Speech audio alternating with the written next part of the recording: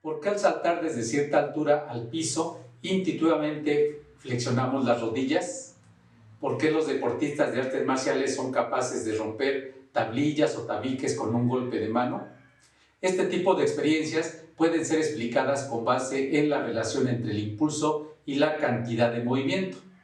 Porque de físico, poeta y loco todos tenemos un poco. Bienvenidos a este canal.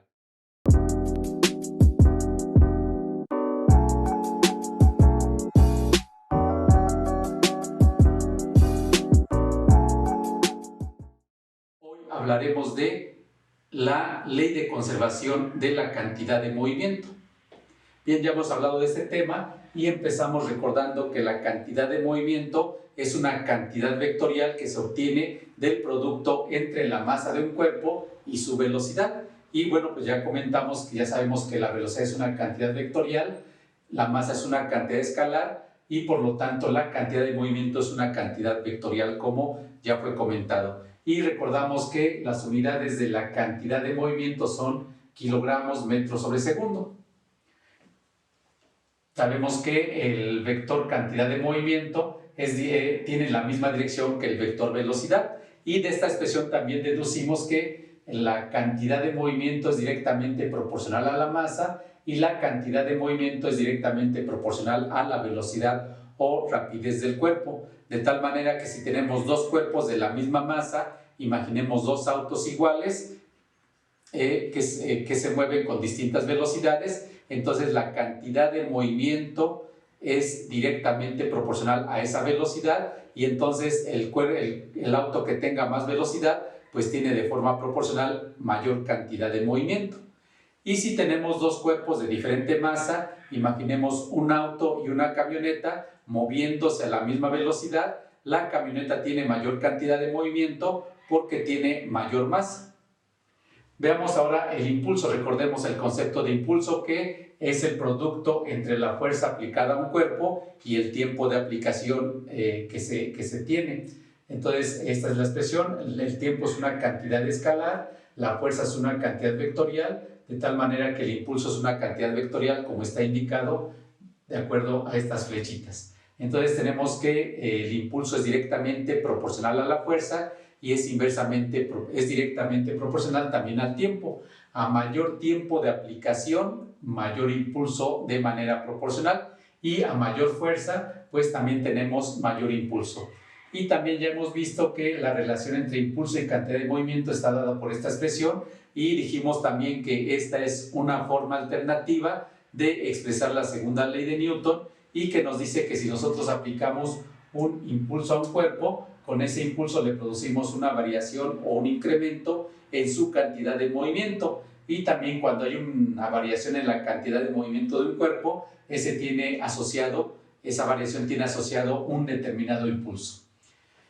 Podemos deducir a continuación lo siguiente. De esta expresión recordamos que el impulso es fuerza por tiempo, entonces esta expresión la puedo escribir como que la fuerza por el tiempo es igual a la variación en la cantidad de movimiento. Puedo despejar de aquí a la fuerza y tener que la fuerza es la variación en la cantidad de movimiento entre el tiempo, y de esta expresión tenemos que la fuerza es directamente proporcional a la variación en la cantidad de movimiento y la fuerza es inversamente proporcional al tiempo, de tal manera que para una variación de cantidad de movimiento determinado, si esa variación se lleva en un tiempo mayor, eso implica una menor fuerza.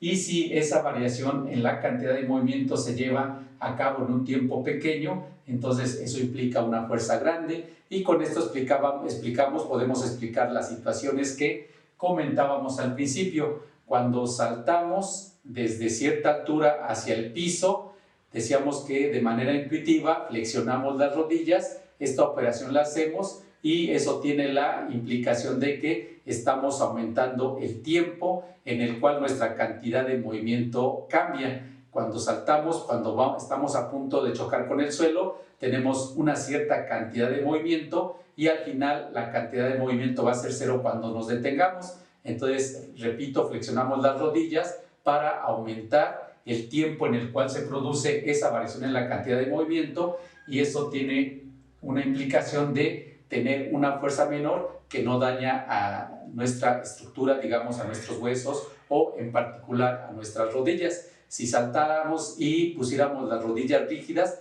el cambio en la cantidad de movimiento pues se daría en un tiempo pequeño, lo cual implica una fuerza grande. De esta misma manera explicamos el hecho de los deportistas de artes marciales dan un golpe seco, dan un golpe tajante, de tal manera que en un tiempo muy breve se genera una fuerza grande que es capaz de romper a esa madera o esas tablillas de madera o esos tabiques. De igual forma podemos mencionar el caso de los acróbatas, pues cuando están trabajando, por seguridad se pone una red o una malla en la parte de abajo por si ocurre algún accidente y el acróbata cae. Si el acróbata cayera directamente en el suelo, entonces el contacto, el cambio en la cantidad de movimiento del acróbata se daría en un tiempo muy corto, lo cual implica una fuerza muy grande que pues podría ser fatal para esta persona. Con la red, al caer el acróbata, entonces la red, el cambio en la cantidad de movimiento se va produciendo en un tiempo largo mientras la red se va alargando y eso implica una fuerza menor que pues no produce ningún daño a estas personas en caso de producirse esa caída accidental. Bien, ahora veamos, le borramos para acá y vamos a entrar de lleno a la ley de conservación de la cantidad de movimiento y esto la explicamos de la siguiente manera. Cuando tenemos un sistema, tenemos que existen lo que se conocen fuerzas internas y fuerzas externas. Si yo estoy dentro de un auto, por ejemplo, pues el auto y yo dentro de él formamos un sistema y yo puedo estar sentado en el auto y empujar con mucha fuerza al tablero, pero esa fuerza que yo ejerzo no produce el movimiento del auto porque es una fuerza interna. Sin embargo, si alguien viene por fuera y empuja el auto, pues sí, esa fuerza sí es capaz de producir movimiento en el auto. Entonces las fuerzas internas no producen movimiento, lo que produce movimiento o cambios en las características del movimiento son las fuerzas externas. Pero si nosotros tenemos una situación en la cual la suma de fuerzas o la fuerza resultante que le aplicamos a un sistema es cero, la fuerza externa es cero, entonces esto implica que el impulso que le estamos aplicando al auto pues también es cero. Y si el impulso es cero, de acuerdo a esta expresión, tendríamos entonces que la variación en la cantidad de movimiento sobre el sistema es cero. Y recordamos que la variación en la cantidad de movimiento la podemos calcular con la diferencia de la cantidad de movimiento final menos la cantidad de movimiento inicial, y eso sería entonces cero. De aquí despejamos y tendríamos que la cantidad de movimiento final es igual a la cantidad de movimiento inicial, es decir, antes de un evento la cantidad de movimiento es igual a la cantidad de movimiento después de ese evento. Esto significa que la cantidad de movimiento no ha cambiado, lo cual lo podemos escribir diciendo que la cantidad de movimiento en ese sistema es cero, y bueno, pues esto es, pues más bien es constante, no cambia, es constante. Y esta es una forma de expresar la ley de conservación de la cantidad de movimiento, que es equivalente a esta expresión. Y bueno, a continuación vamos a hacer ejemplos en los cuales pues, vamos a ver cómo se aplica esta ley de conservación de la cantidad de movimiento.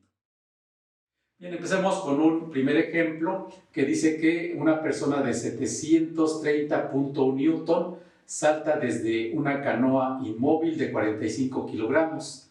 La persona salta hacia adelante con una velocidad horizontal de 1.7 metros sobre segundo y queremos saber con qué velocidad retrocede la canoa. Entonces, en principio está la persona parada sobre la canoa, de ahí da el salto y entonces la persona se va hacia adelante con esa velocidad y la canoa se va a ir en sentido contrario, es decir, va a retroceder.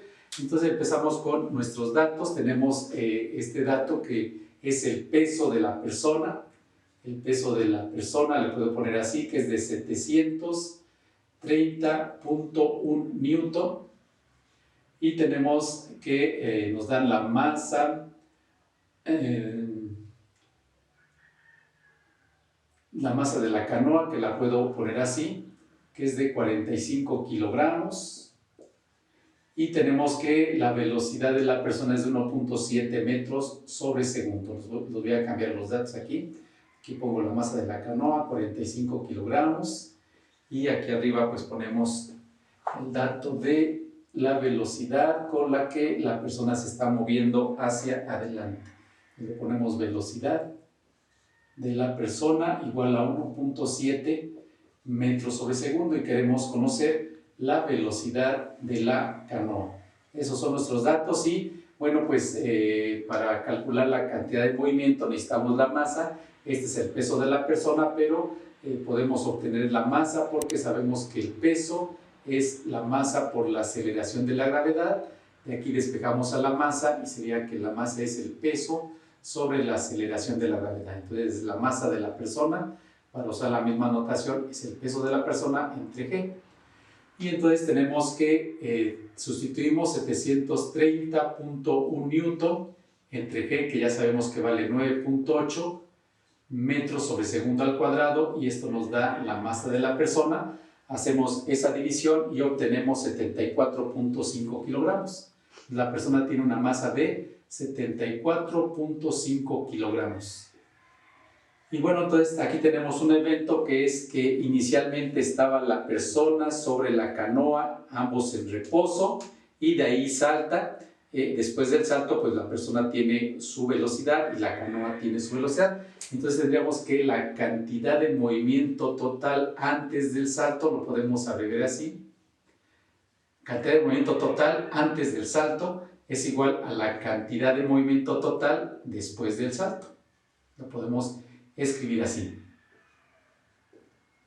Y entonces tenemos que, ¿cómo escribo la cantidad de movimiento total antes del salto? Pues antes del salto está la persona y la canoa, son un sistema cuya masa pues es la suma de las masas de estos dos elementos. Entonces puedo poner que la masa del sistema es la masa de la persona más la masa de la canoa por la velocidad del sistema persona-canoa. Lo puedo abrir así. Entonces, esto es un sistema, como decimos. Entonces, es la masa de la persona más la masa de la canoa que están juntos por la velocidad de este sistema persona-canoa. Eso es antes, y después, pues tendría que la cantidad de movimiento de la persona es la masa de la persona por la velocidad de la persona, más la cantidad de movimiento de la canoa, que es la masa de la canoa por la velocidad de la canoa. Bueno, esta sería nuestra expresión de las cantidades de movimiento. Cantidad de movimiento es masa por velocidad, masa por velocidad, masa por velocidad. Y ahí tenemos la suma de las cantidades de movimiento que nos da la cantidad de movimiento total. Pero bueno, como al inicio la persona y la canoa están en reposo, entonces la velocidad del sistema persona-canoa es cero, entonces este término es cero. Antes de todo esto, antes del salto, pues la cantidad de movimiento total es cero y lo ponemos aquí, y esto es igual entonces a lo que está del lado derecho. La masa de la persona por la velocidad de la persona más la masa de la canoa por la velocidad de la canoa. Y de aquí pues conocemos la masa de la persona, la velocidad de la persona, conocemos la masa de la canoa y nos falta la velocidad de la canoa, que es nuestra incógnita, la vamos a despejar. Y bueno, pues hacemos el proceso de despeje. Este término que está sumando lo paso restando y puedo escribir que la masa menos la masa de la persona por la velocidad de la persona es igual a la masa de la canoa por la velocidad de la canoa. Para concluir el despeje, la masa de la canoa está multiplicando, la pasamos dividiendo y nos queda que menos la masa de la persona por la velocidad de la persona sobre la masa de la canoa. Eso me da la velocidad de la canoa y ya tengo mi fórmula despejada. A continuación sustituimos y ya encontramos lo que nos pide. Entonces continuamos. Tengo que la velocidad de la canoa es igual a menos la masa de la persona, que es de 74.5 kilogramos. Ya tenemos todos nuestros datos. Por la velocidad de la persona, que es 1.7 metros sobre segundo, sobre la masa de la canoa, que es de 45 kilogramos. Y entonces aquí claramente tenemos que kilogramos sobre kilogramos se cancelan y de todo esto nos quedan metros sobre segundo. Tenemos ahí un signo menos, vamos a hacer esta operación que se trata de multiplicar 74.5 por 1.7 y dividir entre 45. Hacemos esa operación y obtenemos que la velocidad de la canoa es de menos, y el resultado de esa operación es 2.81 metros sobre segundo, y esa es la velocidad que tiene la canoa. El signo menos es porque está retrocediendo o tiene una velocidad en sentido contrario al de la persona. Y entonces se cumple la ley de conservación de la cantidad de movimiento, donde la cantidad de movimiento antes del salto debe ser igual a la cantidad de movimiento después del salto. Y bueno, pues de esta manera concluimos el problema. Resulta entonces que la cantidad de movimiento de la persona es igual a la cantidad de movimiento de la canoa, pero de signo contrario, con lo cual se anula esta suma, dándonos 0. Bueno, ahí tenemos ese primer ejemplo. Y tenemos el segundo ejemplo de aplicación de la ley de conservación de la cantidad de movimiento, que dice que se tiene un niño de 45 kilogramos, esa es la masa, llega corriendo de izquierda a derecha, con una velocidad horizontal de 2.3 metros sobre segundo y salta sobre una patineta de 2.600 gramos que inicialmente estaba en reposo. La patineta estaba en reposo y se encuentra sobre una superficie sin fricción. Queremos determinar la velocidad con la que se mueven la patineta y el niño después del salto. Después del salto, pues ya se mueven como un sistema. La patineta junto con el niño conforman un sistema. Entonces, vamos a tener la situación antes del salto y cuando ya el niño está sobre la patineta, donde se debe conservar la cantidad de movimiento. Entonces ponemos nuestros datos y tenemos que, vamos a poner la masa del niño, la abrevio así, MN, la masa del niño es de 45 kilogramos. Y el niño tiene una velocidad que le pongo velocidad del niño, que es de 2.3 metros sobre segundo. Tenemos la masa de la patineta, le ponemos MP, masa de la patineta, abreviamos, usamos símbolos para representar nuestras variables, que es de 2.600 gramos.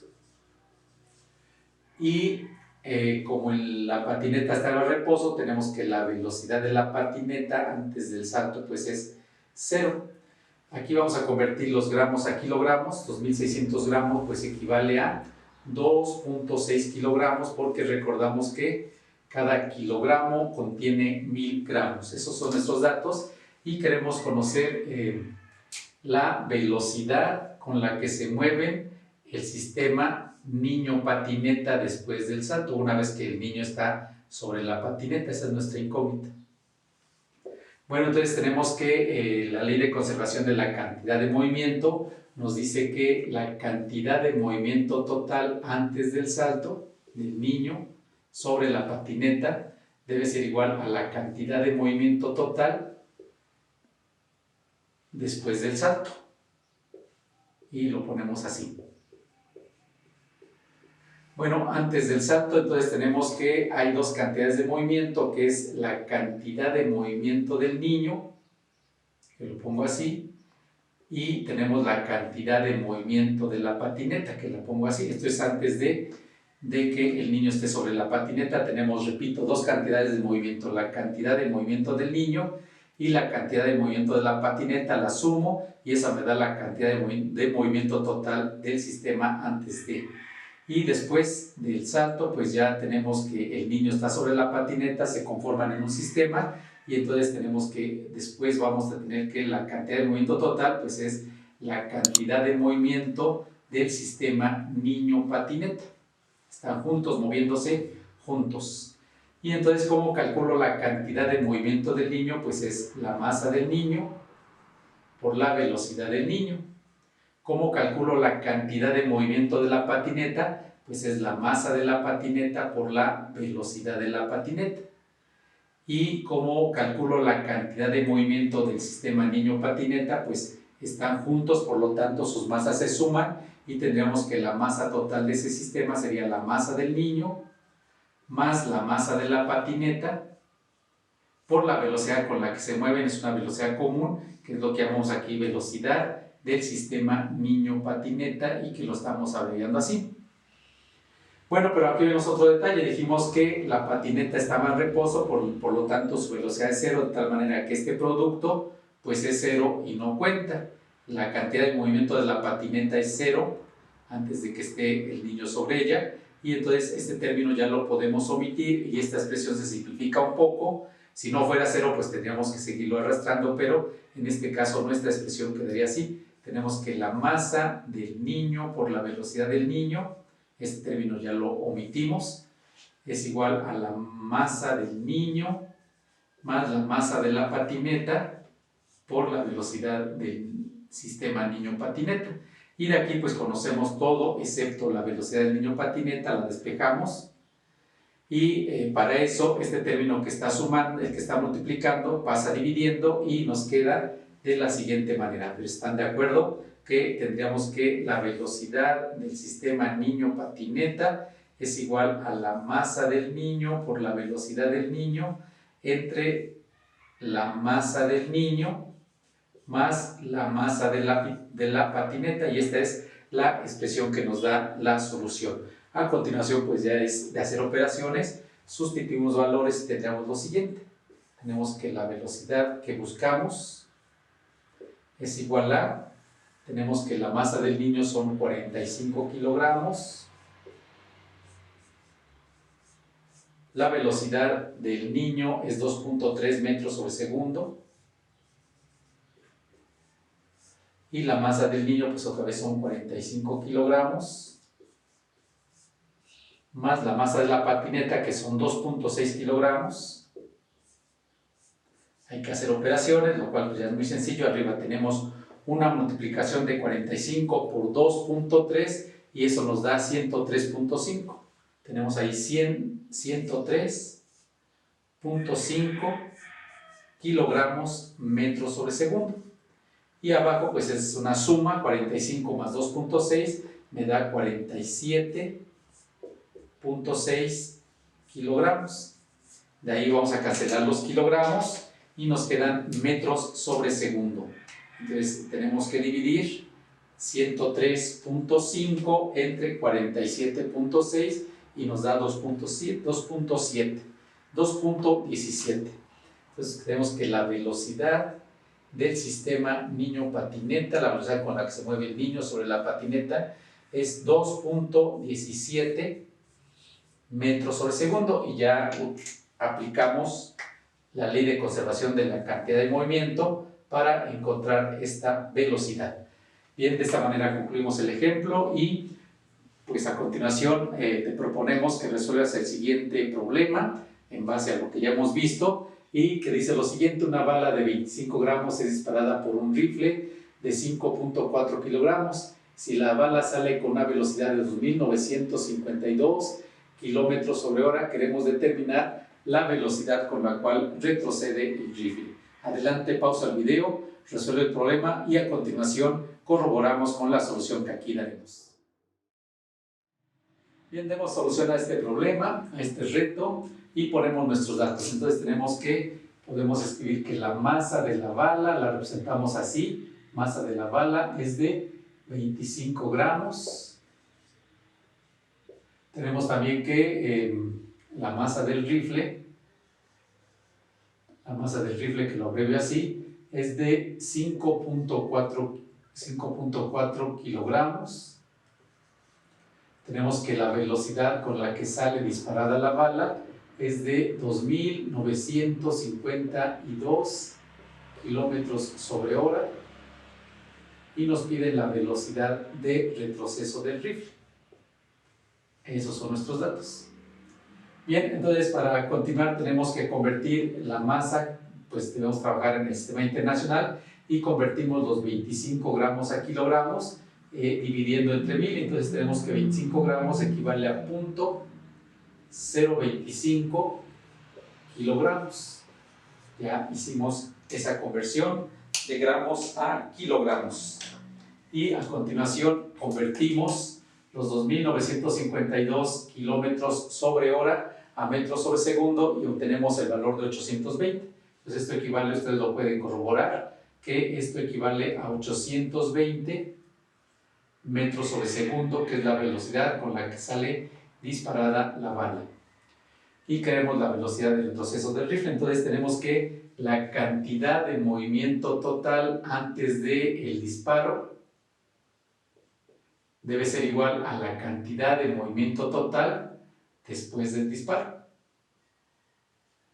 Pero tenemos que antes del disparo pues están en reposo tanto la bala como el rifle. La bala está dentro del rifle y se encuentran en reposo, de tal forma que esa cantidad de movimiento total antes del disparo pues es 0. Y la cantidad de movimiento total después del disparo pues va a ser la cantidad de movimiento de la bala, que la escribo así, más la cantidad de movimiento que va a tener el rifle, que lo pongo así, o con símbolos, ¿no? Bueno, entonces tenemos lo siguiente, entonces tenemos que 0 es igual a la cantidad de movimiento de la bala, pues es la masa de la bala por la velocidad de la bala. Y la cantidad de movimiento del rifle, pues es la masa del rifle por la velocidad del rifle. Y de aquí vamos a despejar la velocidad del rifle. Para eso este término que está sumando pasa restando y tenemos que menos la masa de la bala por la velocidad de la bala es igual a la masa del rifle por la velocidad del rifle. Para despejar a la velocidad del rifle quito la masa del rifle, que al estarse multiplicando con la velocidad pasa dividiendo y tenemos que menos la masa de la bala por la velocidad de la bala sobre la masa del rifle. Eso nos da la velocidad del rifle y esta es nuestra expresión que nos lleva a la solución. A continuación sustituimos y tenemos que la velocidad del rifle es igual a menos la masa de la bala, que es 0.025 kilogramos, por la velocidad de la bala, que son 820 metros sobre segundo.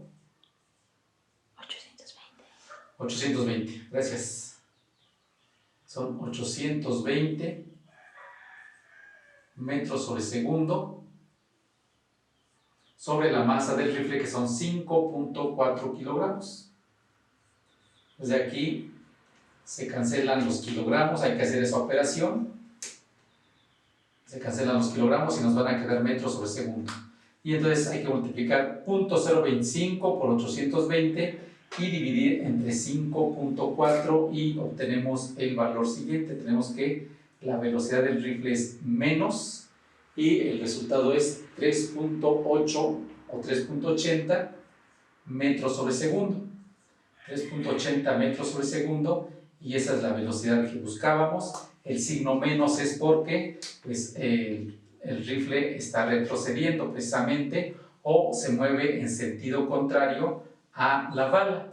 Entonces tenemos que la cantidad de movimiento de la bala es igual a la cantidad de movimiento del rifle. Por eso cuando disparamos un arma pues hay ese retroceso que en ocasiones nos golpea si no tenemos bien apoyado el arma sobre el hombro o bien sujetada el arma con la mano. Va a haber ahí un golpe, ¿no? Un golpe de retroceso del arma. Entonces tenemos que estas cantidades de movimiento son iguales. La bala tiene una masa pequeña, pero se mueve a una velocidad muy grande. El rifle tiene una velocidad pequeña, pero tiene una masa grande comparada con la de la bala, de tal forma que este producto es igual a este producto, es decir, la cantidad de movimiento de la bala, como ya dijimos, es igual a la cantidad de movimiento del rifle en valor, pero de sentido contrario. Bien, de esta manera terminamos este tema. Te invitamos a seguir investigando y a profundizar más en el mismo, porque así avanzamos paso a paso, vamos a ir conociendo los temas básicos de la física y con esto nos permite entender más adelante los temas de frontera del apasionante mundo de la física. Siendo así, nos despedimos y como siempre te invitamos a que te suscribas a nuestro canal y a que nos regales un me gusta. De esta manera nos vemos en el próximo video.